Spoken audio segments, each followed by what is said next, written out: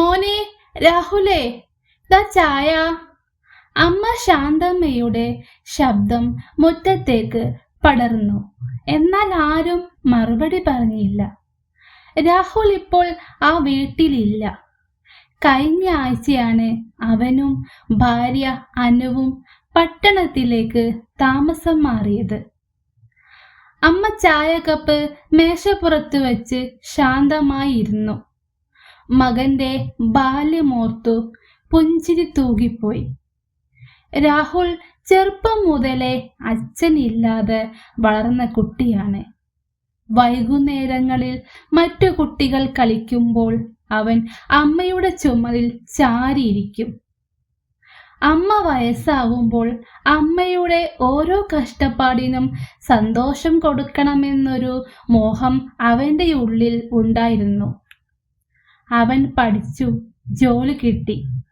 അനു എന്ന പെൺകുട്ടിയെ കണ്ടുമുട്ടി. അനു സുന്ദരിയായിരുന്നു, കൂടാതെ മോഡേണുമായിരുന്നു. പക്ഷേ പഴഞ്ചൻ സ്വഭാവമുള്ളവരെ അവൾക്കിഷ്ടമില്ലായിരുന്നു. വിവാഹം കഴിഞ്ഞ് 6 മാസങ്ങൾ വളരെ സന്തോഷകരമായിരുന്നു. പക്ഷേ ദിവസങ്ങൾക്ക് ശേഷം ആ വീട്ടിൽ സന്തോഷം കുറയാൻ തുടങ്ങി. അമ്മേ, ചായക്ക് ഇത്ര പഞ്ചസാര എന്തിനാണ് ഇടുന്നത്? ആഹാര സാധനങ്ങൾ എന്തിനാണ് ഇങ്ങനെ ധാരാളം ഉണ്ടാക്കുന്നത്?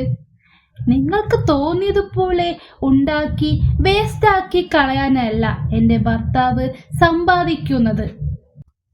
ഇനി മുതൽ എന്ത്, എങ്ങനെ, എത്ര ഉണ്ടാക്കണമെന്ന് ഞാൻ പറയും. എല്ലാം നിശബ്ദമായി കേട്ടുനിന്നു ശാന്തമ്മ. ഭാര്യയുടെ വാക്കുകൾ ആദ്യം രാഹുലിന് ഇഷ്ടപ്പെട്ടില്ലെങ്കിലും പിന്നെ ആലോചിച്ചപ്പോൾ അനു പറഞ്ഞതാണ് ശരിയെന്ന മട്ടിൽ നിന്നു. ഒരു രാത്രി അനു പറഞ്ഞു, നമുക്ക് വേറെ വീട് വാടകയ്ക്ക് എടുക്കാം. എനിക്കിവിടെ സ്വാതന്ത്ര്യമില്ല. പിറ്റേന്ന്, രാഹുലെ, മോള് പറഞ്ഞത് ശരിയാണ്.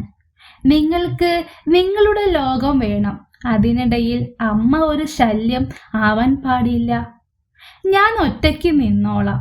മോളുടെ ഇഷ്ടം പോലെ നടക്കട്ടെ. ഒരു ചെറു പുഞ്ചിരിയോടെ ശാന്തമ്മ തിരിഞ്ഞു നടന്നു. പുഞ്ചിരിക്കുമ്പോഴും ആ അമ്മയുടെ ഹൃദയം പൊട്ടിപ്പിളരുന്നുണ്ടായിരുന്നു. കാലം കടന്നുപോയി. അമ്മയുടെ ഫോണുകൾക്ക് മറുപടി കുറയുകയും സന്ദർശനങ്ങൾ അവസാനിക്കുകയും ചെയ്തു. അമ്മയുടെ ആരോഗ്യവും ക്ഷയിച്ചു തുടങ്ങി. എന്നാലും രാത്രി അവൾ വിളക്ക് കൊളുത്തി പ്രാർത്ഥിച്ചു, എൻ്റെ മോനും മരുമകൾക്കും സന്തോഷമുണ്ടാകണേ. ഒരു ദിവസം അയൽവാസി ആശുപത്രിയിൽ നിന്ന് വിളിച്ചു, രാഹുലെ, അമ്മയെ അടിയന്തരമായി കൊണ്ടുവന്നിട്ടുണ്ട്. പെട്ടെന്ന് അത് കേട്ടപ്പോൾ രാഹുൽ ഒന്ന് വിറച്ചുപോയി. എൻ്റെ അമ്മ! അമ്മയുടെ കണ്ണുകൾ പകുതിയായി തുറന്നു. മോനെ, നീ വന്നല്ലോ, അത്രമാത്രം പറഞ്ഞു. രാഹുലിന്റെ കൈ പിടിച്ചപടി ശാന്തമ്മ ശാന്തമായി ഉറങ്ങി. ആ നിമിഷം രാഹുലിന് ലോകം നിശ്ചലമായി. കണ്ണുനീരിൽ അവൻ പൊട്ടിക്കരഞ്ഞു. അമ്മേ, അമ്മയില്ലാതെ ഞാൻ.